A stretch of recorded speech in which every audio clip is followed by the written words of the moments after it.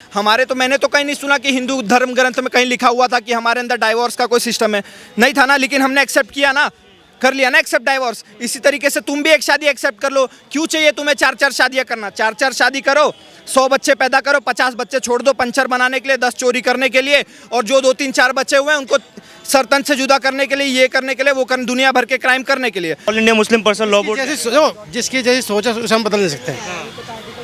मतलब विभिन्नताओं का देश है, हमारे आज़ादी है, शरिया कानून मानने की, वो पालन नहीं करने दिया जाएगा फिर। यार वो मैं बताता हूँ, जिसकी जैसी सोच है उसे कैसे बदलोगे आप? यूनिफॉर्म सिविल कोड आना चाहिए सर। ऐसा है ना, इस यूसीसी का हो सम्मान, चाहे हिंदू हो चाहे मुसलमान। देखो ऐसा है, उनको अपना एक अलग हुकूमत बनानी है, ठीक है ना। आप आए दिन देखते होगे ज़्यादातर मुस्लिम ही हर जगह जो अत्याचार करते हैं, हिंदू बहन बेटी हो चाहे कोई हो, क्यों करते हैं? क्यों करते हैं? क्योंकि उनके यहाँ शुरू से काटना सिखाया जाता है, हमारे यहाँ नहीं सिखाया जाता। हम लोग चींटी को बजाते हैं, वो लोग सीधा सर से कलम करते हैं। तो ये भी तो होना चाहिए ना। अच्छा, दूसरी बात, सबसे बड़ी समस्या क्या है? 2014 से जब से मोदी जी सरकार आई है, उसके बाद से हिंदू जगह है। जगह क्यों? अपने धर्म के प्रति जगह है। पहले हम और आप तिलक लगाने में डरते थे, आज गर्व से कहते हैं मैं हिंदू। सिविल कोड को लेकर लगातार राजनीति हो रही है, कह रहे हैं नया आना चाहिए, मुसलमानों के खिलाफ है। क्यों मुसलमानों के खिलाफ है? आप मुझे एक बात बताओ, हिंदू सबसे ज़्यादा मेजोरिटी में भारत में, उसके बाद जो मेरे ख्याल से सबसे ज़्यादा मेजोरिटी है वो मुसलमान है, ठीक है। एक्चुअल माइनॉरिटी जो है वो सिख है, जैन है, बुद्ध है, क्रिश्चियन है। मैंने ऐसा नहीं देखा कि ये लोग यूसीसी का विरोध कर रहे हैं। सिर्फ और सिर्फ एक ही कम्युनिटी यूसीसी का विरोध क्यों कर रही है?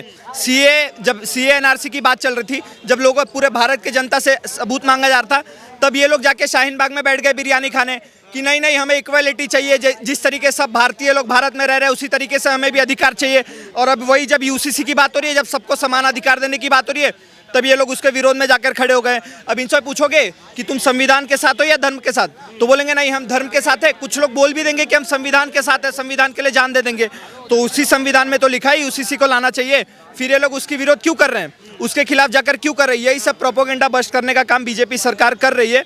अगर यूसीसी जिस तरीके से इन्होंने फार्म लॉ ला के उसको वापस ले लिया था ना, अगर ऐसा ना करते हुए यूसीसी को लागू कर दें, सीए एनआरसी को लागू कर दे, तो मैं चैलेंज देके लिख के बोलता हूँ किसी के भी अंदर औकात नहीं है कि वो भारत की बीजेपी भारतीय जनता पार्टी को हरा सके। वो कहते हैं कि हमें शरिया कानून मानने की इजाज़त होनी चाहिए ना। जब संविधान इजाज़त देता है शरिया को मानने की, तो फिर सरकार क्यों खिलाफत कर रही है उसकी? क्यों? जब हम हिंदू राष्ट्र बनाने की बात मांग करते हैं, तब तो ये बोलते हैं नहीं ये सेक्युलर देश है, इसमें सबका एक समान अधिकार होना चाहिए। तब इनका ये कहाँ चला जाता है कि संविधान को मानो, संविधान को मानो। और अब शरिया लाने की बात करें, अगर तुम्हें इतना ही शरिया से प्रेम है ना, तो अफगानिस्तान सबसे ज़्यादा शरिया प्रेमी देश है, वहाँ चले जाओ, सऊदी अरब चले जाओ, पाकिस्तान चले जाओ। पता है उनको नहीं जाएंगे। क्यों? वहाँ जाएंगे तो जूते पड़ेंगे, वहाँ जाएंगे तो इतना खुल के बोल नहीं पाएंगे, मोदी को, बीजेपी को, हमारे शिव जी को गाली नहीं दे पाएंगे। इसीलिए ये भारत में बैठे हैं। अभी बोलेंगे हमारे बाप का देश है, हमारे बाप ने आज़ादी दिलवाई, ये सबका देश है। तो फिर अगर इतना ही तुम्हारे बाप का देश है तो पाकिस्तान क्यों लिया? नहीं लेते, रह लेते हिंदू मुस्लिम एक साथ में। अब ये बोलते हैं हम नहीं, साथ साथ हिंदू मुस्लिम सिख ईसाई सब भाई भाई, तो रह लेते ना। तो पाकिस्तान क्यों लिया? और अगर अब तुमने पाकिस्तान ले लिया है, पाकिस्तान तुम्हें दे दिया गया, तो तुम भारत में क्यों हो? भारत में हो, अगर भारत में हो भी, हम तुम्हारे साथ रह रहे हैं, तो तुम्हें अपना अलग अधिकार क्यों चाहिए, अलग संविधान क्यों चाहिए? सबसे ज़्यादा अगर कोई एक्सेप्ट करता है ना, तो हम हिंदू लोग ही करते हैं। हमारे तो मैंने तो कहीं नहीं सुना कि हिंदू धर्म ग्रंथ में कहीं लिखा हुआ था कि हमारे अंदर डाइवोर्स का कोई सिस्टम है, नहीं था ना। लेकिन हमने एक्सेप्ट किया ना, कर लिया ना एक्सेप्ट डाइवोर्स। इसी तरीके से तुम भी एक शादी एक्सेप्ट कर लो। क्यों चाहिए तुम्हें 4-4 शादियां करना? 4-4 शादी करो, 100 बच्चे पैदा करो, 50 बच्चे छोड़ दो पंचर बनाने के लिए, 10 चोरी करने के लिए, और जो 2-3-4 बच्चे हुए हैं उनको सरतन से जुदा करने के लिए, ये करने के लिए, वो करने, दुनिया भर के क्राइम करने के लिए। अगर तुम्हें इतना ही सशक्त बनना है, इतना ही पढ़ना लिखना है, तो जिस तरीके से हम हिंदू लोग हैं, एक शादी कर रहे हैं, 2 बच्चे पैदा कर रहे हैं, अच्छे से पढ़ा लिखा रहे हैं, उनका फ्यूचर आगे चल के ब्राइट है, उसी तरीके से तुम भी फॉलो करो ना। लेकिन नहीं, तुम्हें तो नहीं करना है। हम हिंदू लोग क्या सोचते हैं कि नहीं हमें सस्ता तेल चाहिए, सस्ता पेट्रोल चाहिए, सस्ता ये चाहिए, सस्ता वो चाहिए, हमारा सब कुछ होता है वो सस्ते पे होता है। और इनका फोकस किस पे होता है? हमें हमारी हुकूमत चाहिए, हमें हमारा सरकार चाहिए, हमारा प्राइम मिनिस्टर चाहिए। इसीलिए देखो धीरे धीरे कश्मीर में क्या हुआ, सब साफ हो गए, अफगानिस्तान में साफ हो गए। तो इसीलिए यूसीसी लाना बहुत जरूरी है। अगर सबको एक साथ मिलकर रहना, तो यूसीसी की बहुत ज़्यादा जरूरी है। एक देश एक कानून होना चाहिए। क्या नाम है सर?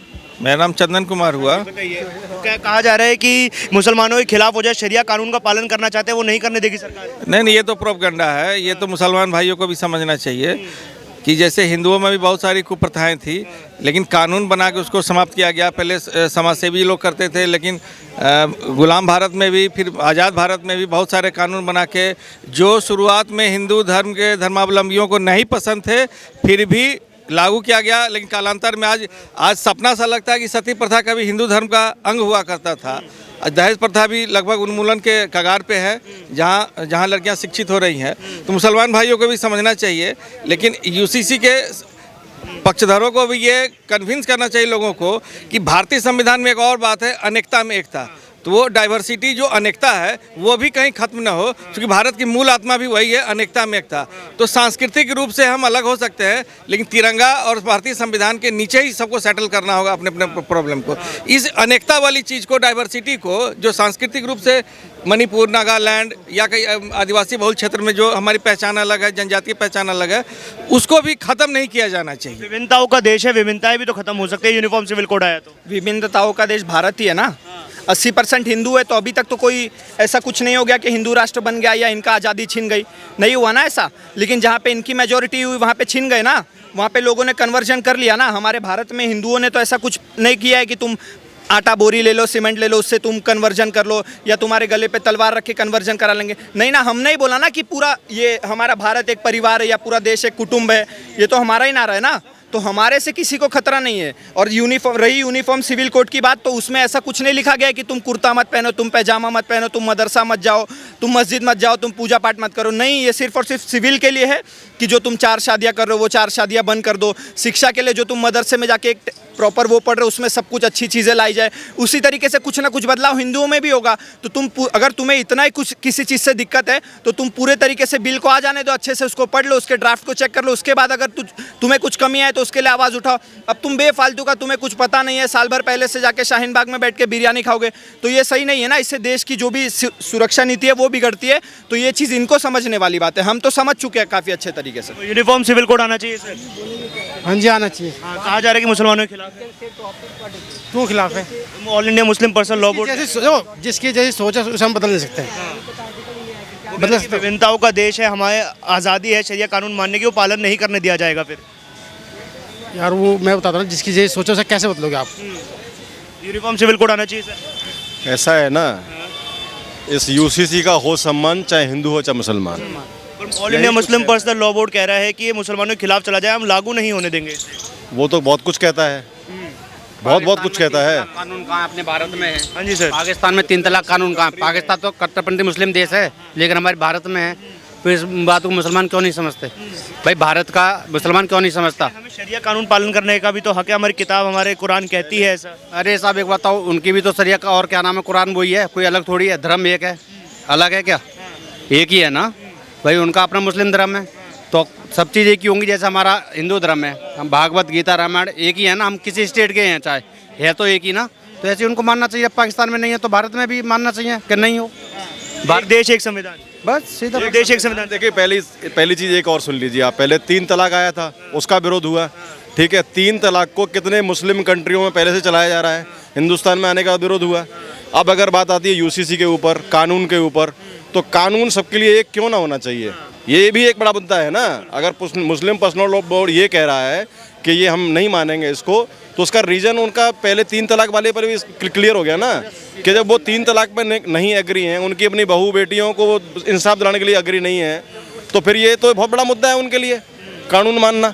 जब वो एक छोटे से कानून को नहीं मान रहे जो ऑलरेडी मुस्लिम कंट्रियों में एग्जिस्ट करता है, कर रहा है नहीं कर रहा है एग्जिस्ट, जब वहाँ एग्जिस्ट कर रहा है तो भी यहाँ का क्या प्रॉब्लम है? सिविल लॉ में शरिया चाहिए, लेकिन क्रिमिनल लॉ की जब बात आती है तब संविधान मानने लग जाते हैं। देखो ऐसा है, उनको अपना एक अलग हुकूमत बनानी है, ठीक है ना। आप आए दिन देखते होगे ज़्यादातर मुस्लिम ही हर जगह जो अत्याचार करते हैं, हिंदू बहन बेटियों चाहे कोई हो, क्यों करते हैं? क्यों करते हैं? क्योंकि उनके यहाँ शुरू से काटना सिखाया जाता है, हमारे यहाँ नहीं सिखाया जाता। हम लोग चींटी को बजाते हैं, वो लोग सीधा सर से कलम करते हैं। तो ये भी तो होना चाहिए ना। अच्छा, दूसरी बात, सबसे बड़ी समस्या क्या है? 2014 से जब से मोदी जी सरकार आई है, उसके बाद से हिंदू जगह क्यों? अपने धर्म के प्रति जगह है। पहले हम और आप तिलक लगाने में डरते थे, आज गर्व से कहते हैं मैं हिंदू। 14 से पहले डर लगता था लोगों को जय श्री राम बोलने में। तो इस बात का जब माहौल में परिवर्तन हो रहा है, हम लोग जाग रहे हैं युवा, तो भाई परिवर्तन तो होगा। भाई कब तक नहीं होगा ये बताओ? कब तक हम पिटते रहेंगे साहब? भाई हम पिटाएंगे तो हमारी बच्चे ही पिटाएंगे। तो भाई साहब हमको जागेंगे तो हमारे बच्चे जागेंगे। और 100 बातों की एक बात भाई साहब, 50 साल बीजेपी सरकार नहीं हट रही। ये कड़वा सत्य, चाहे कितना भी ये विपक्षी कितना भी कुछ कर लें, ये ठगबंधन कितना भी कर लें, इनका राम नाम सत्य होना है, होना है, होना है। अब तो गठबंधन की भी कुछ पार्टियों ने, चाहे आम आदमी पार्टी हो, नीतीश कुमार, ये समर्थन कर रहे हैं। अरे सुनो, मैं यूपी से हूँ साहब, आप नोट कर लेना, मेरा मोबाइल नंबर ले लेना। 75 से 76 सीट आएंगी लोकसभा में 80 में से। बताइए, आधी लोकसभा तो यूपी चलाती है साहब। एक देश एक कानून, हाँ जी, एक देश एक कानून होना चाहिए। देखिए क्यों नहीं होना चाहिए? क्या देश में अगर एक परिवार है उसमें 2 कानून कैसे हो जाएंगे? अगर शरिया के मानने के भी तो एक और एक भाई को कुछ नहीं दे रहे, ठीक है, ये पूरा परिवार है। ये बांटा भी गया था एक बार, बांटा इसलिए गया था सन 47 में, किस लिए बांटा गया था? अगर ये एक परिवार, जो पिछली गवर्नमेंट थी, कांग्रेस गवर्नमेंट के सारे काम होते चले आए अब तक, और कांग्रेस ही इसकी जिम्मेदारी है। आज ना हिंदू चाहता ना मुसलमान चाहता, हमारे देश का एक कानूनी बना रहे और एक कानूनी है। मगर कुछ लोग जो पार्टी, विपक्ष की पार्टी है, उनकी जो दाल रोटी चल रही है ना, वो बंद होने के आसार नज़र आ रहे हैं हमें। तो असली बात ये है भैया जी, आगे आने वाले टाइम में ये मानना पड़ेगा। और फिर इसमें एक चीज़ और दी है, अब तक जो 3 तलाक का मामला था, अगर ये कानून आ जाता है तो अब आदमी तलाक नहीं बोलेगा, औरत तलाक बोलेगी, 3 तलाक। तो ये असली जड़ वो उनको भी फील कर रहा है कि हम औरत के नीचे कैसे बात करेंगे। तो ये चीज़ सबसे बड़ा इनको एक चुभन हो रही है, मगर कुछ नहीं होने वाला है। और समर्थन पूरी तरह से मिलेगा और आने वाले टाइम में पूरा ये इम्प्लीमेंट होगा। देखिए ऐसा है ना, सबसे बड़ी बात आप ये समझिए कि मुस्लिम लोगों को अशिक्षित क्यों रखा गया है। इसका मुस्लिम पर्सनल लॉ बोर्ड नहीं कर रहा है इसका विरोध, इसका विरोध कर रही है कम्युनिटी। क्यों? क्योंकि उस कम्युनिटी को हमेशा अशिक्षित रखा गया है। अशिक्षित इसलिए रखा गया है कि अगर पढ़ लिख गए तो सब समझ जाएंगे खेल क्या है। खेल इनका, चाहे 3 तलाक हो, चाहे ये यूसीसी हो, चाहे कोई भी कानून हो।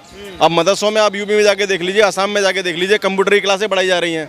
वहाँ पे मतलब पैटर्न को, एजुकेशन पैटर्न को चेंज किया जा रहा है। क्यों? उसका भी विरोध कर रहे थे कि ये तो इस्लाम के खिलाफ है कंप्यूटर चलाना। इस्लाम के खिलाफ, वही बता रहा हूँ। क्यों अरब कंट्री में नहीं पढ़ते हैं कंप्यूटर कोर्स नहीं करते हैं? अब आप ये देख लीजिए, जितने भी आज की डेट में सारे केमिकल इंजीनियर, मैकेनिकल इंजीनियर, सारे जितने भी होते हैं, टेररिस्ट साहब जितने देखें, सारे पढ़े लिखे होते हैं।